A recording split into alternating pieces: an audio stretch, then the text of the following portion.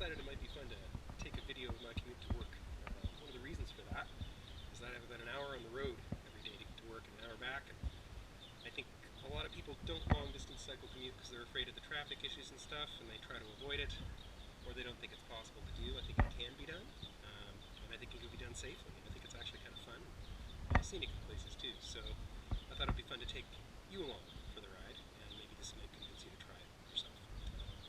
I ride over a lot of different kinds of routes, so I use both main roads, secondary roads, they're called tertiary or third stage roads. I don't drive on highways, obviously, and I don't drive on places like that because they're not safe. I occasionally hop on the sidewalk where it's safe for me and there's no pedestrians around if I need to. But I use paths as well on the trails, so it's a nice indication of how you do this. I don't think you make it work all with bike paths or all on main roads because it doesn't really work all that way for use of cyclists. So, and that has some interesting infrastructure implications. But all that aside, I think it's useful to see how it can be done by patching together the different components. So, enjoy the ride. I don't have a mic yet, so this might be, the audio might not be 100% in places. I apologize for that. I'm working on a mic next.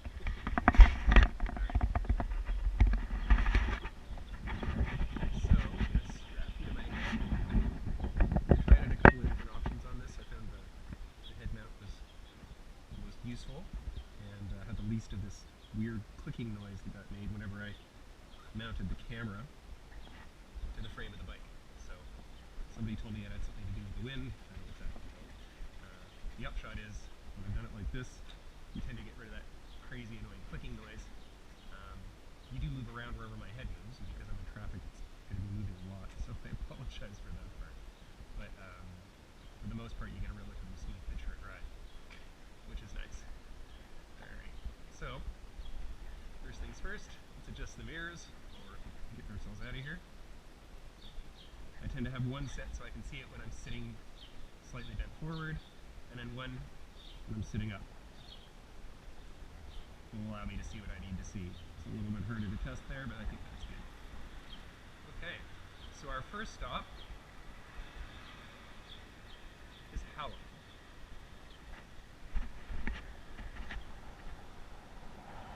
Hallam is what I call a tertiary road.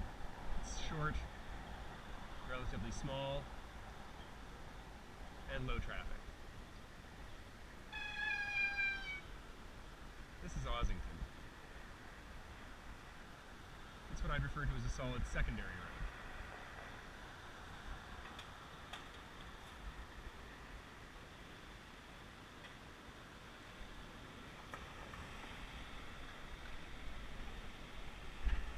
It's got 4 lanes, but the right lane's generally filled with traffic most of the time, parked cars, so it's not always available to you. Although, interestingly enough, the parked cars can work in your favor, right? Because, for example, right now, I'm in a space because there's a parked car ahead of me. No one really wants to be driving here because they all have to switch out to get around it. So they leave this space empty. The only thing challenging about it is you gotta watch reinserting yourself into traffic.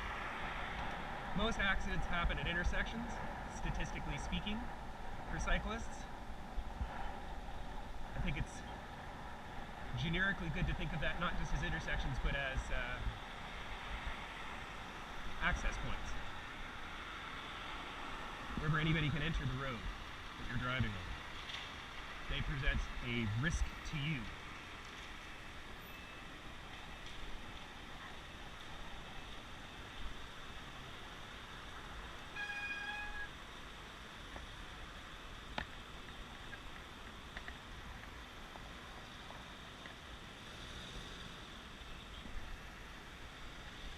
Once that car turns, I'm owning the lane so no one else tries to creep past me.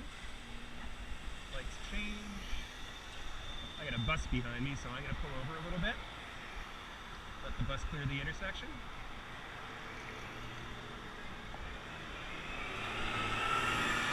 Like that. Why do I do that? Well, bus drivers are trained to drive close to the curb when they're in that lane, so things can't get between them and the lane or them and the curb because they don't have great visibility.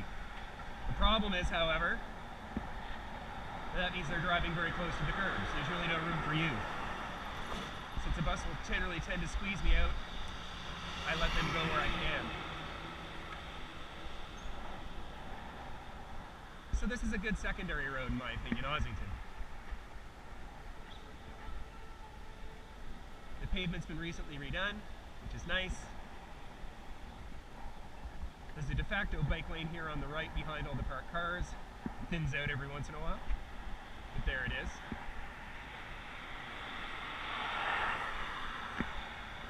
Traffic here is 40, which isn't bad, but there's lots of space.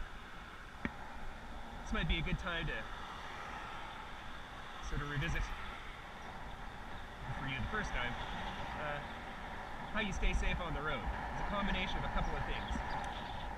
The first and most obvious is speed. The faster you're going, the less time you have to react to situations. Yes, the faster you can get away from the place you are because you're moving fast. That may not always be enough.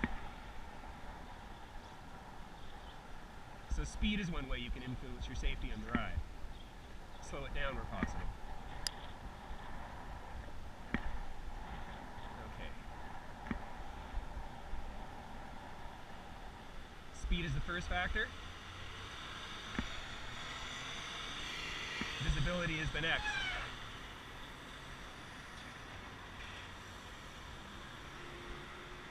Right now I'm sitting right in the middle of the lane, which may strike you as vulnerable, but it's not, it's visible. I can be seen.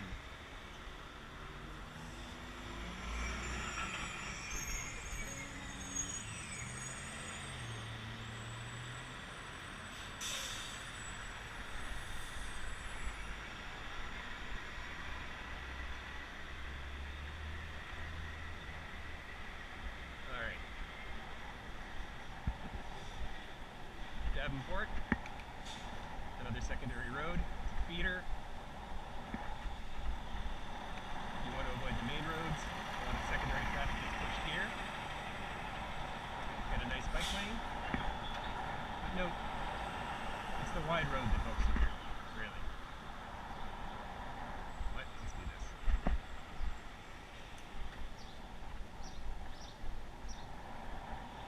So this is another, what I would call tertiary road. Short hop, a little bit windy, which of course can be a concern in terms of distance traveled, right? What you give up when you get away from the main roads, the primary roads, or the busier secondary roads, is directness to your target. Safer, slower, less traffic occupied roads like this are great, but they whine a lot. So, you gotta want that, right? Interestingly enough, the majority of the steep uphill of my commute is right in the beginning. Good or bad, I don't know. Oh, quick fact. Interval training is very popular, right? Doing bursts of this, and you cool it down, do another burst, mix it up, do different things. Cycling is a lovely form of interval training. Sometimes you're going hard, sometimes you're coasting. There's hills here, straightaways there, etc., etc. Alright, so right now I'm on a tertiary road, again, short connector road, low traffic, often in worse shape though, take a look, right? Now we're heading back to a secondary road, and a north-south feeder that gets a decent amount of traffic, Oakwood. Okay, hold on. So I let the bus go.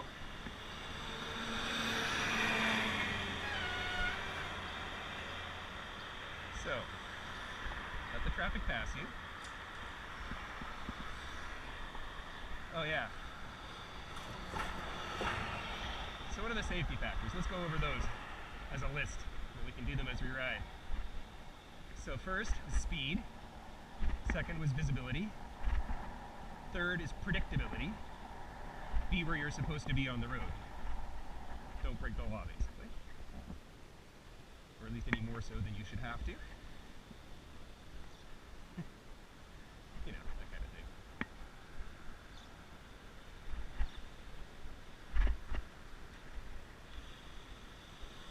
Communication is another one.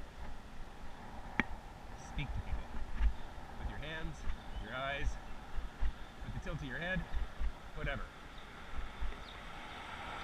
That lady and I could have done the dance at the intersection where I stopped, she stops, we both look at each other. No, no. I waved her through and she went. That doesn't always happen either. Sometimes they wait for you anyway. So in my mind, that was a successful communication. All right.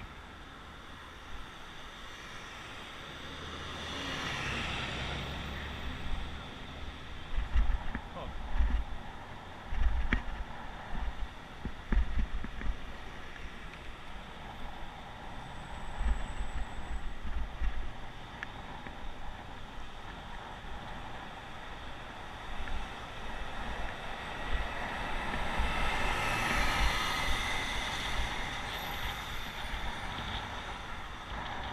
Last one. It's getting a bit windy, so I'll have to yell. Hold on.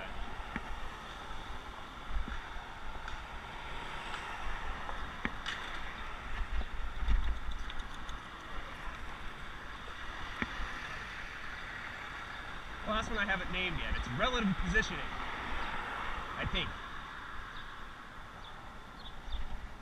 Let the faster traffic overtake you. Whatever you want to call that. Deference. Stay to the right. Let the traffic pass you. If a big, dangerous vehicle is waiting to pass you, let them by if you can. You want them to be ahead of you or behind you. A long way. Not right up beside you or right up behind you.